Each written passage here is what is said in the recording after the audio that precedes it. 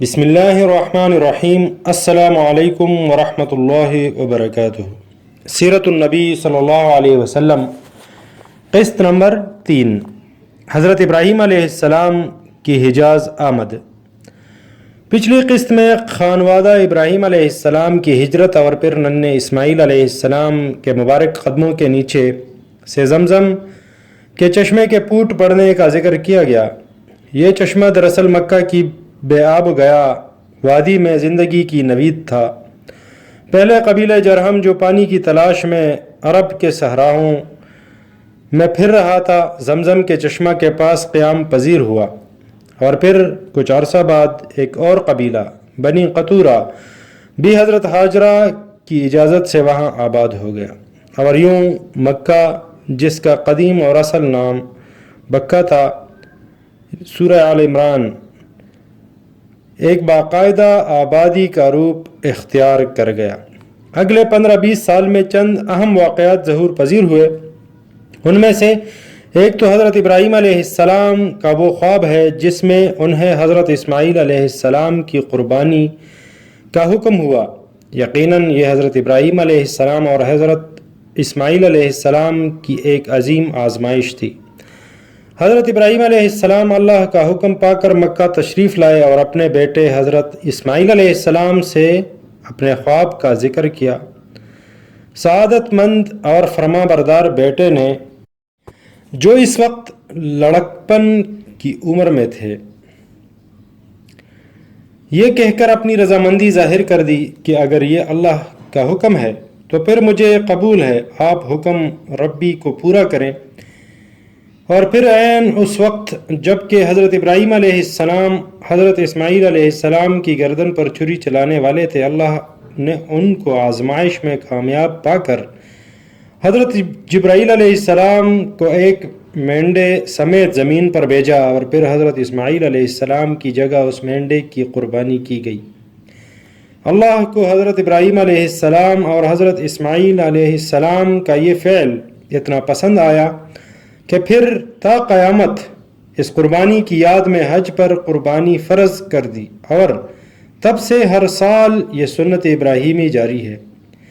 عید الاضحیٰ کے دن لاکھوں مسلمان اللہ کی راہ میں جانور قربان کر کے اس عظیم قربانی کی یاد تازہ کرتے ہیں۔ حضرت اسماعیل علیہ السلام مکہ میں ہی فوت ہوئے، اور ایک روایت کے مطابق وہ اور ان کی والدہ حضرت حاجرہ بیت اللہ کے ساتھ حجر حتیم میں مدفون ہیں، واللہ عالم۔ دوسرا اہم واقعہ خانہ کعبہ کی از نو تعمیر تھی۔ خانہ کعبہ حضرت آدم علیہ السلام نے تعمیر کیا تھا، اور یہ زمین پر اللہ کا پہلا گھر تھا، مگر پھر وقت گزرنے کے ساتھ ساتھ خانہ کعبہ کی عمارت بھی سطح زمین سے معدوم ہو گئی، اور حضرت ابراہیم علیہ السلام کے زمانہ میں اس کا کوئی نشان تک ظاہر نہ تھا۔ لیکن پھر اللہ کے حکم پر حضرت جبرائیل علیہ السلام نے حضرت ابراہیم علیہ السلام کی خانہ کعبہ کی بنیادوں کی طرف نشاندہی کی، اور آپ نے اپنے بیٹے حضرت اسماعیل علیہ السلام کے ساتھ مل کر خانہ کعبہ کی پرانی بنیادوں پر تعمیر کی۔ اللہ کا یہ گھر ایسا سادہ تعمیر ہوا کہ اس کی نہ چھت تھی، نہ کوئی کواڑ، اور نہ ہی کوئی چوکٹ یا دروازہ۔ کعبہ کو کعبہ اس کی ساخت کے مکعب نما ہونے کی بنا پر کہا جاتا ہے۔ عربی میں 6 یکساں پہلوؤں والی چیز مکعب کہلاتی ہے۔ چونکہ حضرت ابراہیم علیہ السلام کی تعمیر مکعب حالت میں تھی تو اسے کعبہ کہا جانے لگا۔ یاد رہے کہ موجودہ خانہ کعبہ 4 کونوں والا ہے، جسے قریش مکہ نے اس وقت تعمیر کیا جب ایک سیلاب میں خانہ کعبہ کی عمارت منہدم ہو گئی تھی۔ اس کا ذکر آگے آئے گا۔ تیسرا اہم واقعہ قبائل جرہم اور بنی قطورہ کا حضرت ابراہیم علیہ السلام کی تبلیغ پر دین حنیف یعنی دین ابراہیمی قبول کر لینا تھا۔ خانہ کعبہ کی تعمیر کے بعد حضرت ابراہیم علیہ السلام نے خانہ کعبہ کی تولید یعنی سارا مذہبی انتظام قبیلہ جرہم کے حوالے کر دیا۔ بعد ازاں اسی قبیلہ کے سردار کی بیٹی سے حضرت اسماعیل علیہ السلام کی شادی ہوئی۔ جب کچھ پشتوں بعد نسل اسماعیل علیہ السلام پھلی پھولی تو پھر خانہ کعبہ کا سارا انتظام خود آل اسماعیل نے سنبھال لیا۔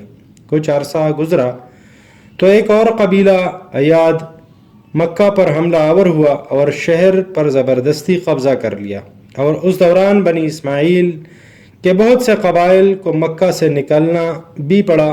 تاہم بعد میں یمن سے آنے والے ایک اور قبیلہ بنو خزاعہ نے مکہ کو بنی ایاد سے آزاد کرا لیا۔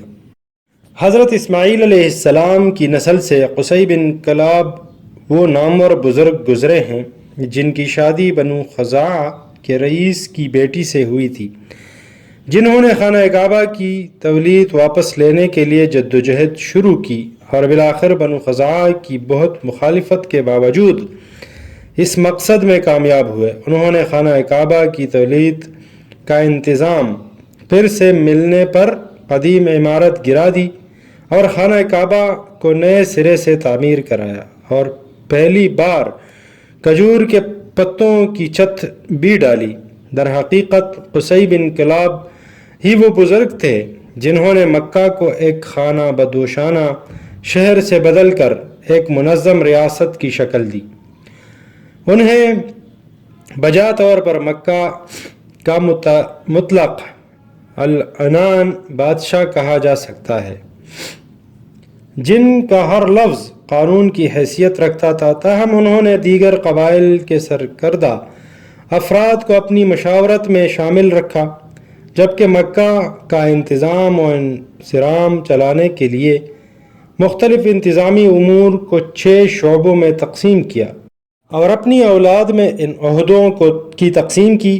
یہ نظام بڑی کامیابی سے اگلے 150 سال سے زائد عرصہ تک چلا، اور پھر بعثت نبوی صلی اللہ علیہ وآلہ وسلم کے بعد جب مکہ فتح ہوا تو اسے اسلامی اصولوں اور بنیادوں پر تبدیل کر دیا گیا۔ السلام علیکم ورحمۃ اللہ وبرکاتہ۔